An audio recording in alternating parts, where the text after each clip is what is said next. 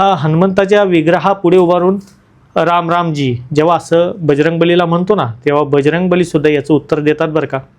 किंवा ज्या ठिकाणी रामचरितमानस आहे त्या ठिकाणी तर साक्षात बजरंगबली येऊनच बसतात. हे रामनाम प्रेमी आहे. जितकं तुम्ही रामाची सेवा कराल, रामनाम घ्याल, 13 करोड जप जेव्हा रामदास स्वामींचा पूर्ण झाला, भगवंताप्रती बजरंगबली प्रती ही आपण करत असलेली भक्ती तर आहे ना, जी आपण त्यांना समर्पित करतोय. मंगल भवर मंगल हारी. ओम सतनमो जयदेश, गुरुजी को आदेश. आगामी हनुमान जन्मोत्सव याबद्दल आजच्या व्हिडिओमध्ये विशेषतः मार्गदर्शन केले जाणार आहे. हनुमान जन्मोत्सव ही येत आहे दिनांक 2 एप्रिल 2026. या दिवशी वार आहे गुरुवार, म्हणजेच चैत्र महिन्यातले शुक्ल पक्ष, ज्याला आपण शुद्ध पक्ष म्हणतो, या पौर्णिमेला हनुमान जन्मोत्सव हा घरोघरी साजरा केला जाईल. मग हनुमान जन्मोत्सवाच्या वेळेस आपण कशा रीतीने आपल्या घरी किंवा जवळपास असलेल्या मंदिरामध्ये भगवंताप्रती, हनुमंतरायाप्रती आपली सेवा अर्पण करू शकतो, त्यावरती आज विशेषतः माहिती मी देणार आहे. तुम्ही सर्वजण जाणून आहात की वर्तमान स्थितीमध्ये या कलियुगामध्ये जे सप्तचिरंजीवी मानले जातात, या सप्तचिरंजीवीमध्ये बजरंगबली यांचं स्थान हे अटळ आहे. आज ही बजरंगबलीचं स्थान हे गंधमादन पर्वत हिमालयामध्ये सांगितलं जातं. महाभारतामध्ये सुद्धा आपण जाणून आहात की कशा रीतीने बजरंगबली प्रभू श्री कृष्णांना मदतगार हे साबित झालेले होते. अर्जुनाच्या रथावरती भगवान श्री हनुमंतराया हे झेंड्याच्या रूपामध्ये किंवा झेंड्यावरती विराजमान होते. ही बजरंगबलीचीच किमया होती, बजरंगबलीची ताकद होती, एक पद्धतीचं सुरक्षा कवच होते, जे अर्जुन ज्या आर्थिक कर्णाशी लढत होता, या कर्णाने जेवढे भेदक अस्त्र चालवले त्या कोणत्याही अस्त्राचा परिणाम हा अर्जुनावरती इव्हन त्या रथावरती झालेला नव्हता. याला रिझन एकच होते की या रथाचं संरक्षण हनुमंतराया स्वतः करत होते. त्यामुळे हे वज्रदेही बजरंगबली बाप्पा हे तिन्ही युगांमध्ये सुद्धा यांचं अस्तित्व हे सदैव राहिलेलं आहे आणि हे सप्तचिरंजीवी सुद्धा आहेत. खऱ्या अर्थी तर म्हणले गेलेले चारो युग प्रताप तुम्हारा, चारीच्या चारी युगांमध्ये हनुमंतराया, आंजनेय हे सदा सर्वदा अस्तित्व हे साक्षात रूपाने सदेह चालतात. त्यामुळे आजही अनेक भक्तांना ज्याच्या त्याच्या सामर्थ्यानुसार, ज्याच्या त्याच्या भक्तीच्यानुसार हनुमंतराया हे प्रचिती सुद्धा देतात. आजपर्यंत चॅनलच्या माध्यमातून जे बजरंग बाण ज्या अनुषंगाने तुम्हाला दीक्षित केले, ते समजावून सांगितले, ज्या अनुषंगाने अनेकांनी बजरंगबाणचा लाभ घेतला, यापासून अनेकांना दिव्य असे चमत्कारी अनुभव सुद्धा प्राप्त झाले. याच्यावरून एक प्रचिती नक्की येते की बजरंगबली हे सूक्ष्म रूपाने असतील, अतिसूक्ष्म रूपाने असतील, प्रकट रूपाने असतील किंवा गुप्त रूपाने असतील, हे भक्तांच्या हाकेला सदैव धावून येतात. बजरंगबली बाप्पा हे सदा सर्वदा रक्षक प्रणालीमध्ये सर्वात अग्रेसर असलेले देवतासुद्धा मानले जातात. भगवती असेल, भगवंत असेल, या सर्वांसाठी किंवा या सर्वांच्या पुढे बजरंगबली महाराज हे सदैव रक्षक प्रणाली या अनुषंगाने सदैव चालत असतात. ज्या ज्यावेळेस एखाद्या व्यक्तिरेखेला संकट येते, आपदा येतात, विशेषतः भूत प्रेत पिशाच यांची भीती, यांची बाधा अनेकांना सतवते, त्यावेळेस सर्वात अगोदर जर कोणत्या देवाचं नाव आपल्या मुखामध्ये येत असेल तर भगवान बजरंगबलीचंच असतं. त्यामुळे बजरंगबली देवता हे रक्षक असतील, भूत प्रेत पिशाच या बाधेपासून आपलं रक्षण करणारे असतील, आणि अनेक गाडी असेल, घरं असेल, यांच्यावरती सुद्धा आजही बजरंगबली बाप्पा हे ध्वज म्हणजेच झेंडा या रूपाने आपल्याला पाहताना सुद्धा दिसतातच. याचं हेच रिझन आहे की अनेक घरांमध्ये बजरंगबलीचे झेंडे हे अनेक स्थापित आहेत. आणि बजरंगबांच्या दीक्षेच्या कालखंडामध्ये विशेषतः मी सुद्धा अनेक साधकांना या गोष्टी तर शिकवल्या आहेत, सांगितल्या सुद्धा आहेत की कशा रीतीने आपण बजरंगबलीचा ध्वज हा आपल्या घरामध्ये स्थापित केला पाहिजे. या अनुषंगाने बजरंगबलीची जी जन्मोत्सव येत आहे तो 2 तारखेला येत आहे. मग आपण काय केलं का पाहिजे याच्यामध्ये ते आता आपण समजून घेऊया. सर्वप्रथम आपला प्रयत्न असला पाहिजे की आपल्या विभागामध्ये जिथे हनुमंताचे मंदिर असेल, बजरंगबलीचा जन्मोत्सव ज्या मंदिरामध्ये होणार असेल, तुम्ही तिथे तुमची हजेरी लावावी. तिथं स्वतः जावे, बजरंगबलीला हार, पुष्प, फूल, गुलाब तुमच्या शक्तीप्रमाणे जे तुम्हाला मिळेल ते तुम्ही तिथे घेऊन बजरंगबलीला अर्पण करावे. आता जन्मोत्सव आहे, आपण घरातल्या व्यक्तिरेखेंचा, आपल्या घरातील लोकांचा जसा जन्मोत्सव साजरा करतो, विशेषतः त्या व्यक्तिरेखेला एक स्पेशल ट्रीट आपण करतो. ज्यावेळेस आपल्या घरामध्ये एखाद्या व्यक्तिरेखेचा बर्थडे असतो किंवा आपला स्वतःचा बर्थडे असतो, आई वडिलांना जर एखाद्या मुलाने बर्थडे गिफ्ट दिलं, भलेही आई वडील हे त्या मुलाचं संगोपन करतायत, पालन पोषण करतायत, पैसा असेल, सुख संपत्ती, दौलत असेल, हे देणार तर आई वडीलच आहेत. परंतु त्यांचा मुलगा ज्यावेळेस त्यांच्या आईवडिलांना एखादं गिफ्ट करतो किंवा बर्थडेच्या दिवशी काहीतरी भेटवस्तू देतो, तेव्हा आईवडिलांचा आनंद जसा द्विगुणित होतो ना. वडिलांना तर माहिती आहे, पैसाही त्यांचा आहे, मुलांनी जे काय अरेंजमेंट केली त्याच्यासाठी सुद्धा सर्वस्वी त्यांचंच लागलेलं आहे, परंतु एक भाव असतो याच्यामध्ये की वडिलांना एक आत्मीयता असते किंवा आपल्या आईला सुद्धा एक आत्मीयता असते की आपल्या मुलाने काहीतरी आपल्यासाठी स्वतःहून दिलेलं आहे, रिप्रेझेंट केलेलं आहे. या अनुषंगाने भाव आपला बजरंगबलीप्रती असायला हवा. बजरंगबली आहेत, साक्षात भगवंत आहेत, त्यांना या त्रिजगतातली कोणती गोष्ट अशक्य आहे. क्षणार्धार्थ ते जे हवं ते आणू शकतात, क्षणार्धार्थ जे हवं ते एखाद्याला देऊ शकतात, परंतु आपल्याकडून आपण बजरंगबलीला काहीतरी द्यावे. आपण बजरंगबलीला प्रसाद असेल, फूल, पुष्पमाळ यथाशक्ती आपल्या अनुषंगाने जे जमेल त्या हैसियतप्रमाणे, कॅपॅसिटीप्रमाणे आपण बजरंगबलीची शरणागती घेऊन आपण बजरंगबलीला आपल्या वडिलांप्रमाणे, आपल्या भ्रातृप्रमाणे मानून बजरंगबली समोर त्यांना ते अर्पण करावे.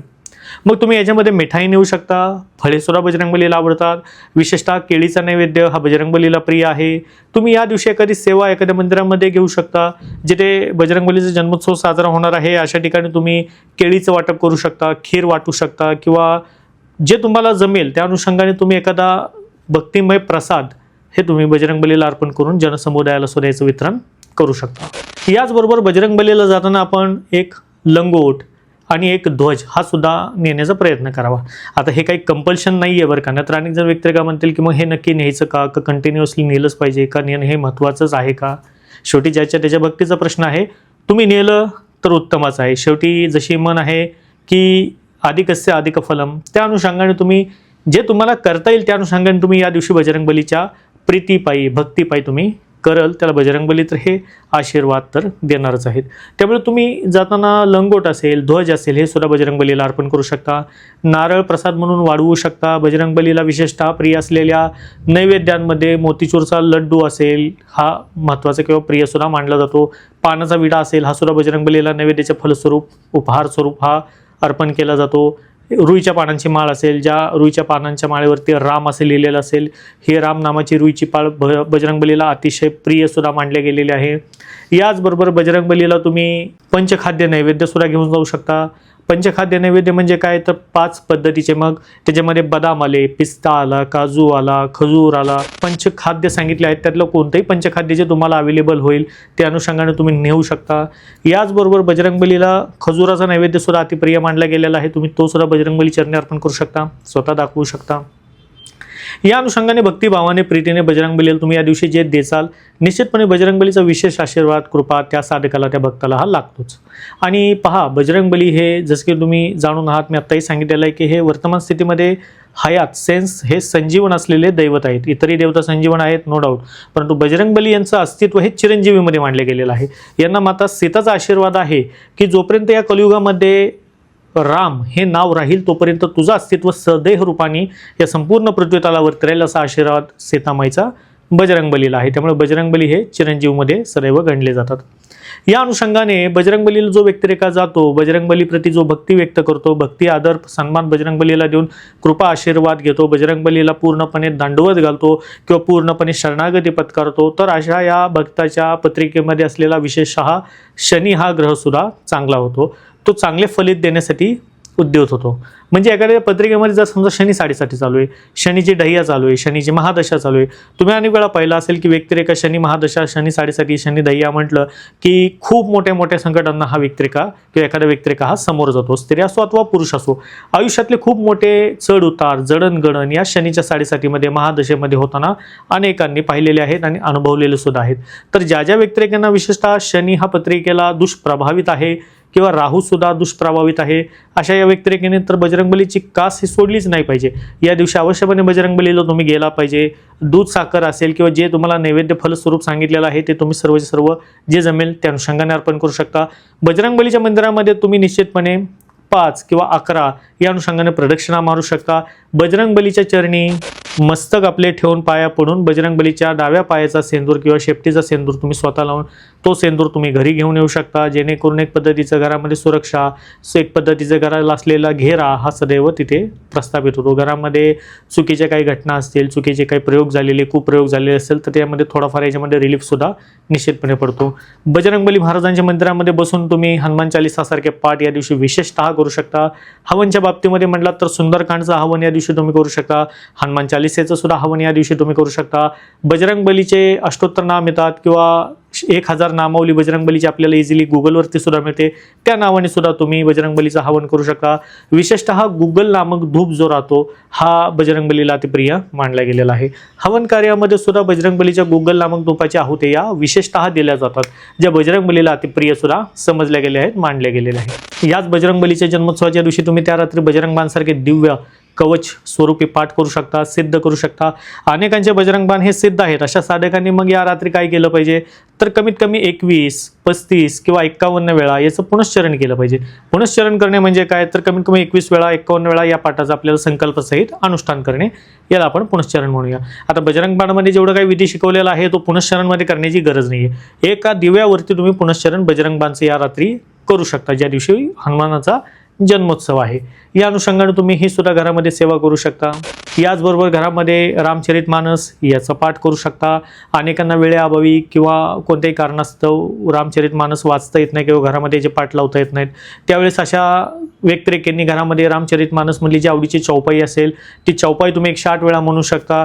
काहीच नाही जमलं तर प्रत्येकाला लहानापासून मोठ्यांपर्यंत प्रत्येकाच्या कानामध्ये एक रामायणातली चौपाई लहानपणापासून गुंजते. तुमच्या आमच्या कानामध्ये सुद्धा एक चौपाई सदैव गुंजते. ती चौपाई आहे मंगल भवर मंगल हारी.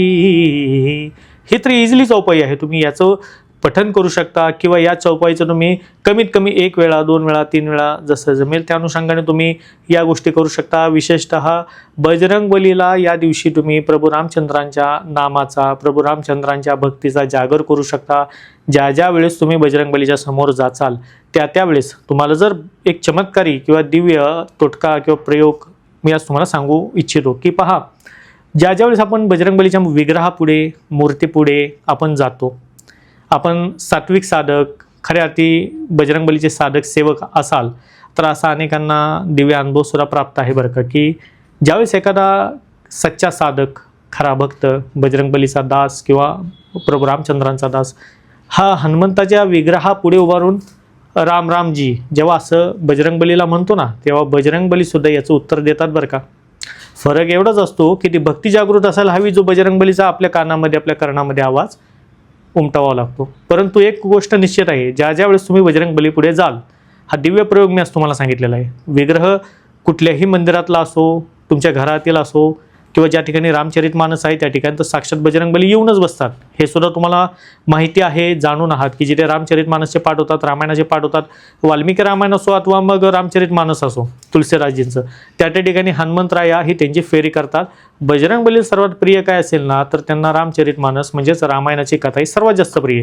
हे रामनाम प्रेमी आहे. जितकं तुम्ही रामाची सेवा कराल, रामनाम घ्याल, जितकं जास्त रामायणाचं तुम्ही सर्व गोष्टी कराल, तितके बजरंगबली हे न सांगता प्रसन्न सुद्धा होतात. हे सुद्धा तुम्ही जाणून आहात. याचे ज्वलंत उदाहरण तुम्ही पाहिलेलं आहे की कलियुगामध्ये आपले होऊन गेलेले समर्थ रामदास स्वामी, ज्यांना साक्षात रूपाने बजरंगबलीने आशीर्वाद दिलता. 13 करोड जप जेव्हा रामदास स्वामींचा पूर्ण झाला, ज्या झाडाखाली रामदास स्वामी जप करत असायचे, 13 कोटीचा जप ज्या क्षणी पूर्ण झाला, त्या झाडावरती दररोज एक वानर येऊन बसत असायचे. ते वानर साक्षात रूपाने बजरंगबली हे प्रकट स्थिती होतात त्या वानरातूनच आणि आलिंगन देतात रामदास स्वामींना. हे सुद्धा तुम्ही जाणून आहात. ब्रह्मचैतन्य गोंदवलेकर महाराज यांना सुद्धा बजरंगबली महाराज प्रसन्न होते. म्हणजे बजरंगबली महाराज ज्या ठिकाणी रामनाम आहे, रामदूत आहेत, रामभक्त आहेत, त्या ठिकाणी बजरंगबली हे निश्चितपणे सदेह रूपाने, गुप्त रूपाने येतातच येतात. त्यामुळे ज्यावेळेस तुम्ही बजरंगबलीच्या विग्रहापुढे जाचाल त्यावेळेस रामरामजी या अनुषंगाने हा बजरंगबली तुम्ही रामराम घातला तर बजरंगबली सुद्धा रामराम तुम्हाला त्याचं उत्तर देतात बरं का. हे सुद्धा नक्कीच खरं आहे, नो डाऊट. या अनुषंगाने तुम्ही जमेल तेवढी सेवा, तेवढ्या या सर्व गोष्टी करू शकता. पौर्णिमा आहे, अनेकांचे उपवासाच्या बाबतीमध्ये डाऊट आहेत. उपवास कधी पकडावा, 1 तारखेला की 2 तारखेला? कारण पौर्णिमा लागत आहे 1 तारखेला पहाटे आणि संपत आहे 2 तारखेला सकाळी 7, 7:15च्या आसपास. बजरंगबलीचा जन्मोत्सव सूर्यकिरणाच्या क्षणी हा साजरा केला जातो, म्हणजे 5:30, 6 वाजता जन्मोत्सव हा सुरुवात होणार. मग या खऱ्या अर्थी जो उपवास केला जाईल, आता पहा, ज्यांच्या पौर्णिमा असेल, जी तुम्हाला प्रथा तुमच्या अनुषंगाने तुम्ही आतापर्यंत करत असाल ते तर तुम्हीच कराच, परंतु हनुमंताच्या भक्तांनी विशेषतः या दिवशी उपवास सुद्धा करणं हे तितकंच पुण्यमय मानलं गेलेलं आहे. संपूर्ण दिवस एक भुक्त आपण राहूयात, फळोआहार घेऊयात, सायंकाळी उपास सोडूयात. भगवंताप्रती, बजरंगबलीप्रती ही आपण करत असलेली भक्ती तर आहे ना, जी आपण त्यांना समर्पित करतोय की आम्ही एक भुक्त राहत आहोत, संपूर्ण दिवस आमचं तन मन हे संपूर्ण क्रियमान आम्ही तुमच्याच नामामध्ये, तुमच्या भक्तीमध्ये तल्लीन होत आहोत, हे दाखवायचं आहे आपल्याला आणि हे बजरंगबलीला अर्पण सुद्धा करायचं आहे. निश्चितपणे बजरंगबली अशा या सर्व भक्तांच्या हाकेला धावतात. हे रामदूत आहेत, यांना कोणतीही गोष्ट अशक्य नाही आहे. जिथे जिथे ज्या ज्या गोष्टी अशक्य आहेत त्या सर्व गोष्टी अशक्य करायची शक्यता आणि शक्य हे हनुमंतराया करतात. याच्या अनेक उदाहरण आपल्याला रामायणामध्ये मिळतात, महाभारतामध्ये मिळतात आणि अजूनही मिळतच राहतात. त्यामुळे हनुमंतराया यांच्या या जन्मोत्सवाला म्हणजेच दिनांक 2 एप्रिलला जो जन्मोत्सव होत आहे, या जन्मोत्सवानिमित्त तुम्हा सर्वांना, माता भगिनींना मी खूप खूप शुभेच्छा देतो आणि तुमच्या घराघरामध्ये बजरंगबलीचा, हनुमंतरायाचा जन्मोत्सव हा साजरा व्हावा. अधिकाधिक सदस्यांनी याच्यामध्ये आपण सहभागी व्हावे. जिथे जमेल, जिथे मिळेल त्या मंदिरामध्ये आपण जाऊन भगवंताच्या म्हणजेच हनुमंताच्या नामाचा जयघोष करावा, प्रभू रामचंद्राच्या नामाचा जयघोष करावा. हेच मी सर्वांना अपील करतो आणि विनंती सुद्धा करतो. चॅनलवरती नवीन असाल तर चॅनलला लाईक करायला विसरू नका. भेटूया नवीन माहितीसह नवीन व्हिडिओमध्ये. तोपर्यंत सर्वांना सद्गुरू महाराज गुरुजी को आदेश. कलाक निरंजन आदेश.